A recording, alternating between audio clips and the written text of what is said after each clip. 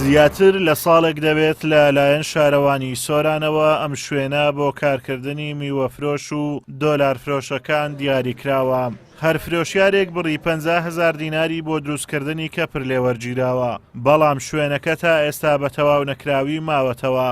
لەو کاتەوە ئەو کاسبکارانە لە سەرشەقامەکان دەرکراون و وەک خۆشیان دەڵێن شوێنیشیان پێ نەدراوەتەوە. ئەوان داواکارن شارەوانی چارەسەری ئەو گرفتەیان بکات و شوێنیان پێ بدات، چونکە بژێوی ژیانیان لەسەر ئەو کەسابەتەیە.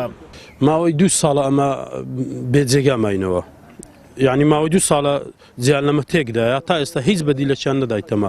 فەرمە و ئاسن و شتیان لێرە چەقاندیە ئەو 2 ساڵەوە لە ساڵی 2010 بۆ 2020 ئەو ئاسنانە هەلە جێخۆنە لایەنێکم کاکەنەوە ئاسنانە تێکدەن یان دابەشی کەنە سە خەڵکی بە خەڵکی ئیسفادەی لێ بکە. یعنی ئێستا عالیان 4 نەفەرەوە لە جومعەیەوە لە سزنێنە دوێنێکەش ئاکمبەری نەدان 12 ڕۆژ کێلۆ درێژکردن. ئاخر ئەوە بە سیاسایەک بە قانونێک کابرا تەڵەبەیە سوێنێ فەرموویتیعانی ئەگەر هەوڕۆ بەرنەدرێن ئەوە خوێنی ئەو ساڵی ڕۆی بە تەکید ئەو شوێنە و چەندین جێدی کە لەو سەری کە وعدیان پێداین بندرێتێ دیارە ئێرە بە حساب نازام وایان نارن گویا ساحبەکی لێ پێیا بۆ ئەرە نابی دابەش بکەن. خودەوە پێ نەداوت چێکردی کۆدابیتە بۆ تەرەفرۆشەوە ئەوە گەڕاژ بیلمە تێکدا ما دوکان لێرە بین دڵ سیدە کۆهێ سەورە داهێ لێرە ڕواستیتن مەژی شوڵە خود کرد بازارە کرد ئەو ڕووکە ئەو ئۆسنەتینە دۆنەیرە نە تەرەفروش دیارە نە دەنە فەقیرێکی هوتوە مای چتش دیانی ئەم حەسکانیانی تشتێکی لێکەنێدی چۆ ئاسنانە ڕۆکەم بیتە و گەڕا چ جارایدی تەرەفروشە بینێرە.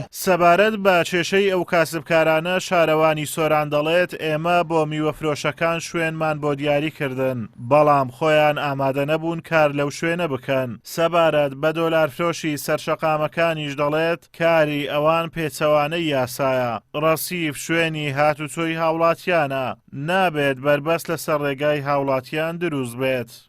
سەبارەت بە فێقی فرۆشان ساڵێک بەر لە ئێستا شوێنمان بۆ تەرخان کرد، مەسح و ڕاستکردنەوەی زەویەکەمان بۆ کرد، نوێنەریان ئامادەبوو لەگەڵمان تەختیتمان کرد، بەڵام خۆیان ئامادە نەبوون، شوێنەکان پێ گونجاو نەبوو، نازام ئەو کارەکە چ بوو، ئامادە نەبوون لەو مۆقعی هەڵستن بۆ ئیشکردنە.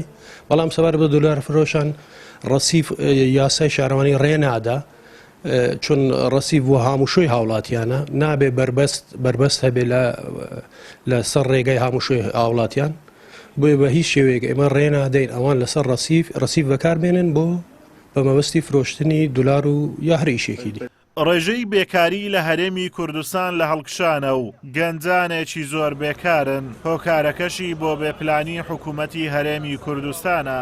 لە زۆرینەی شار و شارۆچکەکانی هەرێمی کوردستان کێشەی کاسبکارانی سەرشەقام هەیە و حکوومەتی هەرێم پاش 29 ساڵ لە حکومڕانی نەیتوانیوە ئەو گرفتە چارەسەر بکات و هەر جارەی لە شوێنێک سەدان کیلۆ میوە دەبێت بە دەمی شۆفەڵەکانی شارەوانیەوە کە ئەمەش نیگەرانی و ناڕەزایی زۆری بەدوای خۆی داهێناوە.